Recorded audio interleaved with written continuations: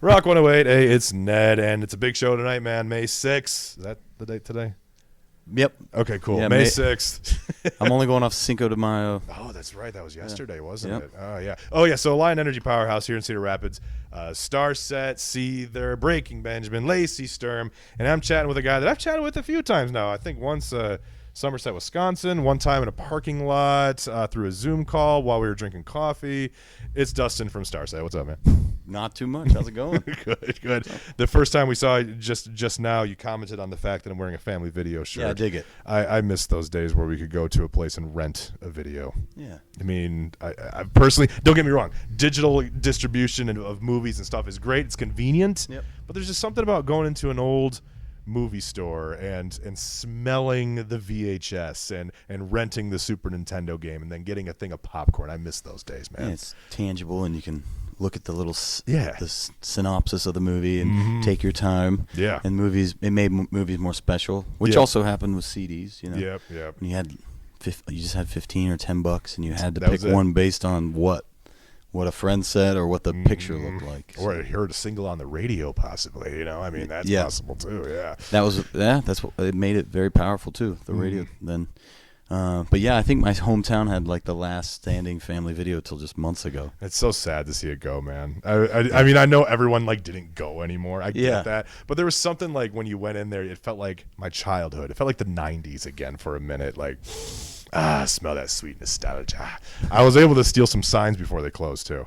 That's awesome. I got some signs hanging out in my basement. Anyway, we can sit here and talk about family video all the time, but you're on the tour right now. Yep. Lots of cool stuff going on. So what's happening? I mean, obviously big show tonight, and the show is back, and we're back to like whatever normal is right now, post-COVID / kind of still COVID going on. Pseudo post-COVID. Pseudo post-COVID. So what's been going on with the band during all this time for the past 2 years? Did a record called Horizons that came out this last, I think it was October. Yeah. And that was a fun experience. The first few months of COVID were just an odd thing, just for me, just like I think most other people have especially we had tons of touring, and now everything stopped, locked at home, and that was an experience. And then eventually started working on that record, and I decided to try my hand at various manly projects.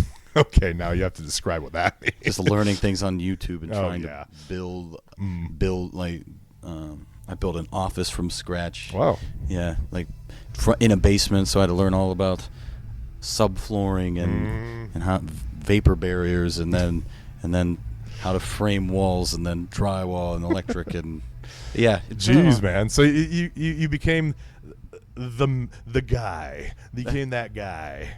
Pseudo guy. Guy. It was I did an okay job. I just like to learn new things. Yeah. And for that time it was manly projects. Yeah. Well, that's a beautiful thing, man. Now, if your ceiling fan goes out, now you can just go and replace it at that point. Yeah, I probably could have done that before. Probably. Yeah.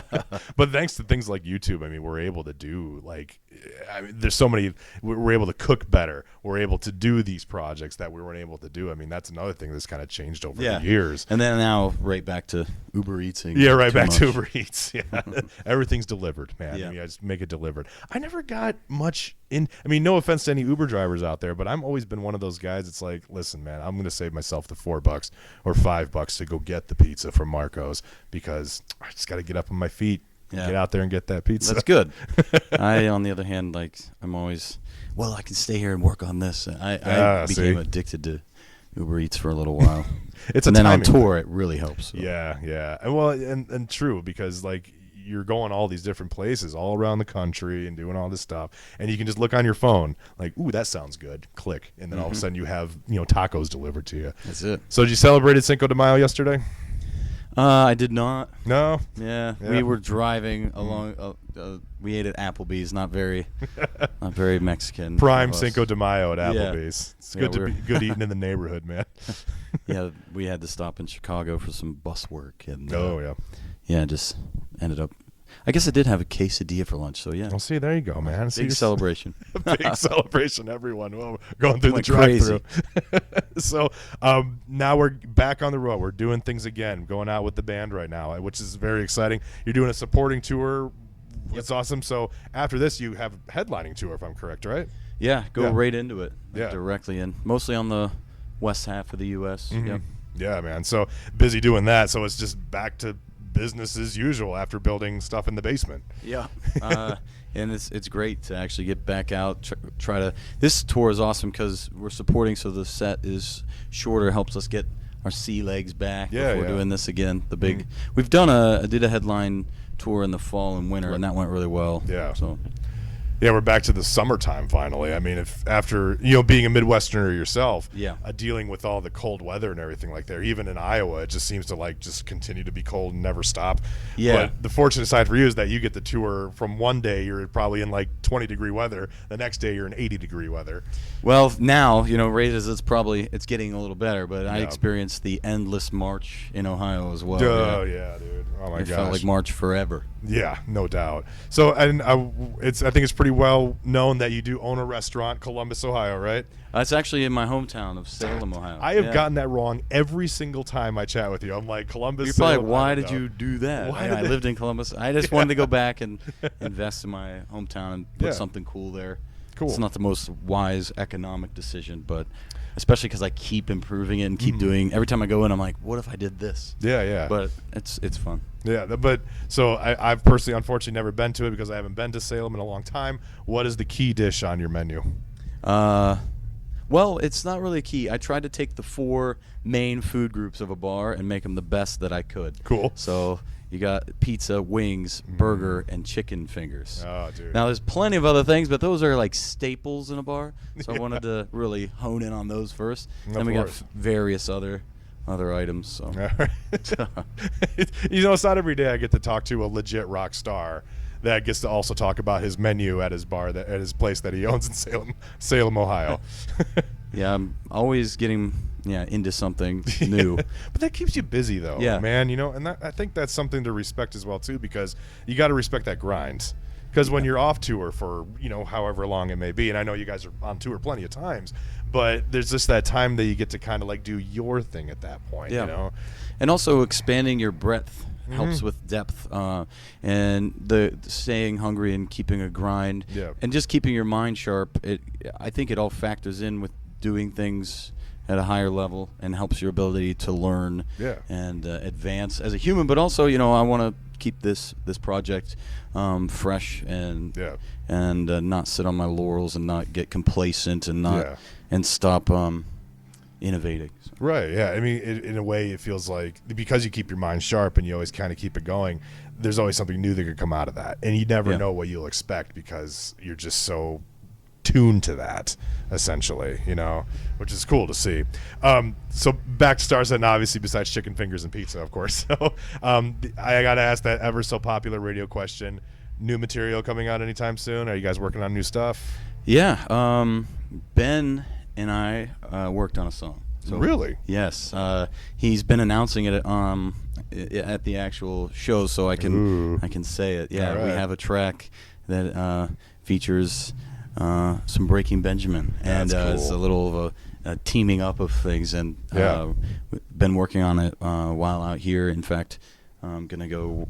I think we're gonna be in Florida soon and rent it out a Airbnb to do some of the final elements of it. That's cool, man. Yeah, it should be out in July-ish.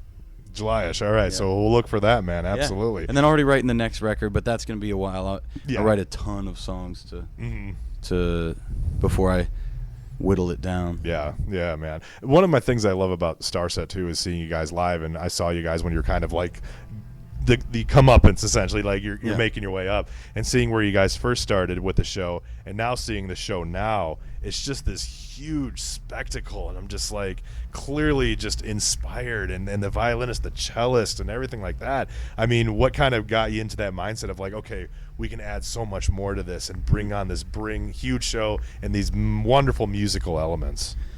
Well, thank you. This has actually been the design from the very beginning. There were logistical and monetary constraints. Right. This takes 2 buses and a semi when we headline now. Oh my gosh. And so we were in a van for 2 years.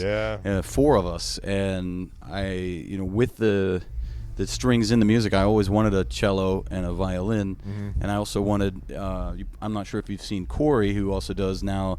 This samples synth, Yes. the Moog bass, and extra guitar, and he brings that last bit that's necessary to make this whole thing live. Yeah. And yeah, it's I'm super pumped to actually finally bring it into its final form in terms of players. Now the production obviously will grow and evolve and always get weird, but Of course. it's cool to have it all up there live. Yeah. Do you miss the old van days at all? It was easier if the positive one. There weren't many positive things, but you were closer. You were much more integrated to the city you were in. So like the sun came up, and you're probably not going to sleep much longer. And I love seeing history of a town or anything cool in the town, and with the van, you just drive over there and hopefully the rest of the guys will want to come. And you experience the world a little bit more tangibly than being in a bus too. You're driving a fourth of the time too, and you're just seeing the road, seeing the landscape, and I like that. But man, it's rough. Yeah. And I love having a crew that helps keep our bar super high. That's been incredible, and getting good rest and all of that. Yeah. Well, the rest is very important in so many ways. But that's where that grind comes from, man. I mean, think when you had that mindset and still that mindset of the grind of just trying to get to it and keeping it always busy, it eventually just worked up to what you guys have now, which is amazing to see. No, thank you. Yeah, you got to respect the grind.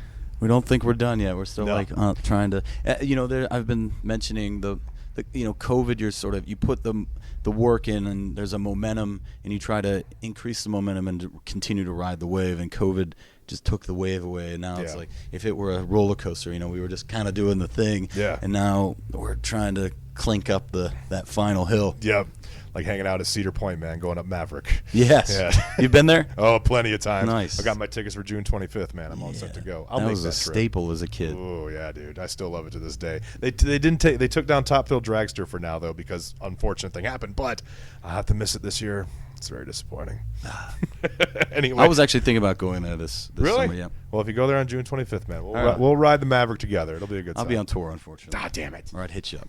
Just take a day off, dude. It's fine. It's fine. It's totally easy. Well, is there anything you want the fans to let know? Anything coming up for you guys? No, just thanks for the continued support from you guys and from the fans, and we will hopefully tonight's going to be great, and we'll be back on a headline tour, and we'll just stick around. We got much more to do.